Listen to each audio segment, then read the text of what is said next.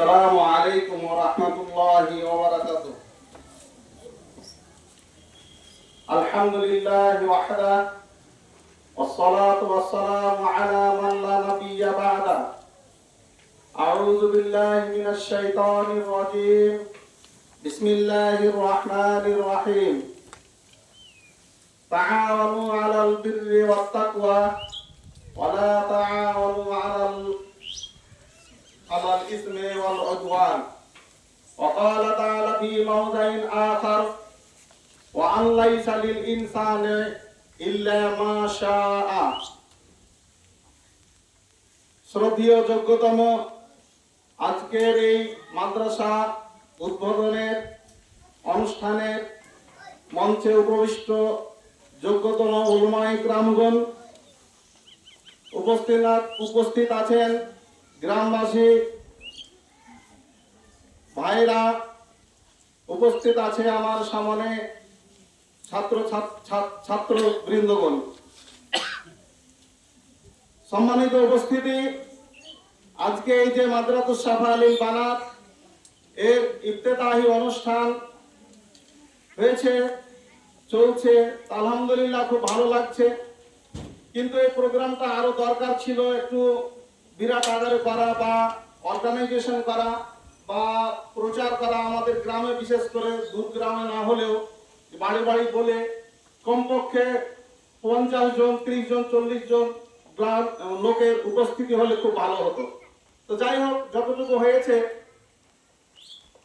আজকে এই শিক্ষা প্রতিষ্ঠান আলহামদুলিল্লাহ যে শুরু হতে যাচ্ছে, এর জন্য আমি বিশেষ করে কাহালগাঁ এবং সমসপুর আমাদের যে গ্রামবাসী আছেন, এদের জন্য আমি বলবো যে সৌভাগ্যবান। এরকম প্রতিষ্ঠান আমাদের গ্রামে খুব দরকার। কেননা আমরা যখন এখানে এসে, মালদার দিক থেকে এসে আমরা তখন লেখাপড়া করছিলাম।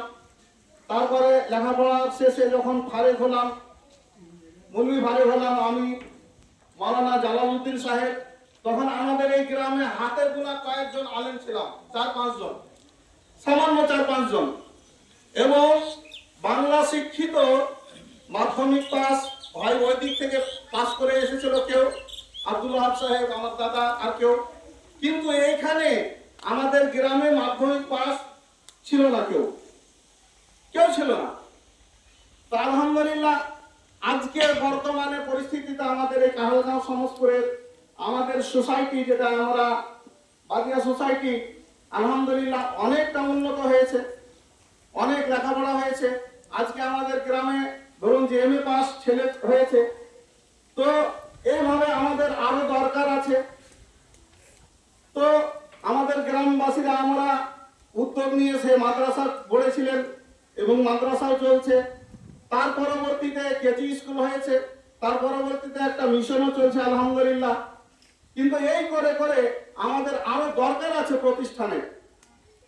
আজকে যে বানাত, মাওলানা জালালউদ্দিন সাহেব বলছিলেন, যে আব্দুর রাকিব সাহেবকে বলেছিলেন, সাইদুর রহমান সাহেবকে বলেছিলেন, কোনো সময় আমাকেও বলেছিলেন যে কিছু করতে হবে সাহেব।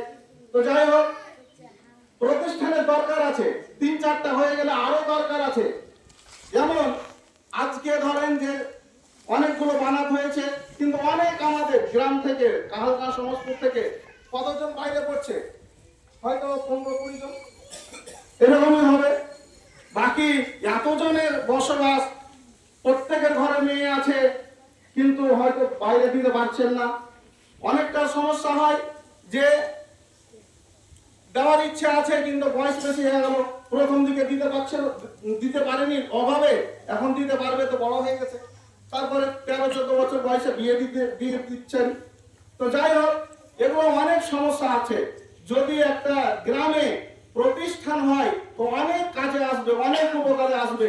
যেমন ধরুন যে এই যে মেয়েগুলো আছে 7-8 বছরের মেয়ে, এই মেয়েগুলোকে তো বাইরে দেওয়া যাবে না, ছেলেগুলোকে তো বাইরে দেওয়া যাবে না। তো এই যে মেয়েগুলো, আপনার এখন সরকারি যে বয়স করেছে, 6 বছর পার হলে 1-এ ভর্তি করতে হবে, 6+, 7 বছর প্লাস হলে 2-এ করতে হবে।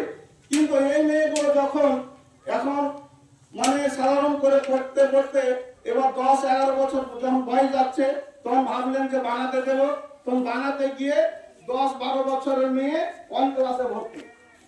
তখন আপনার মেয়েটা বড় হয়ে যাচ্ছে, আর 3 বছর 4 বছর পরে আপনাকে বিয়ে শাদীরও মাথায় চিন্তা থাকছে, আর এদিকে 1-2 এ ভর্তি, কোনো দিকই হচ্ছে না।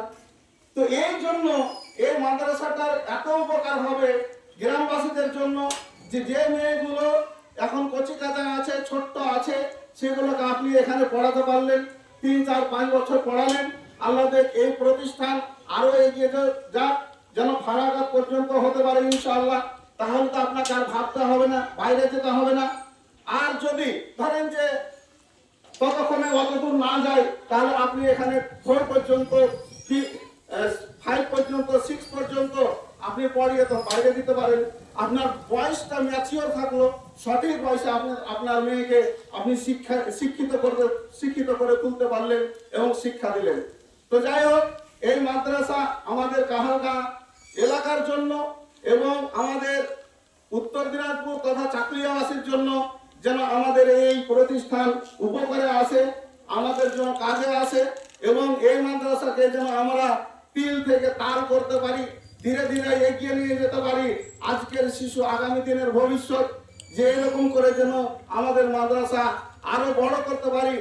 আপনারা বিভিন্ন রকম মতামত দিবেন, পরামর্শ দিবেন, এবং আল্লাহ তাআলা সূরা মায়েদাতে বলছেন যে তাআওয়ানু আলাল বিররি ওয়াত তাকওয়া ওয়া লা তাআওয়ানু আলাল ইসমি ওয়াল উদওয়ান।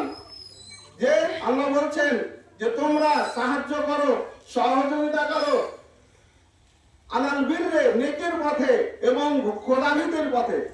নেকির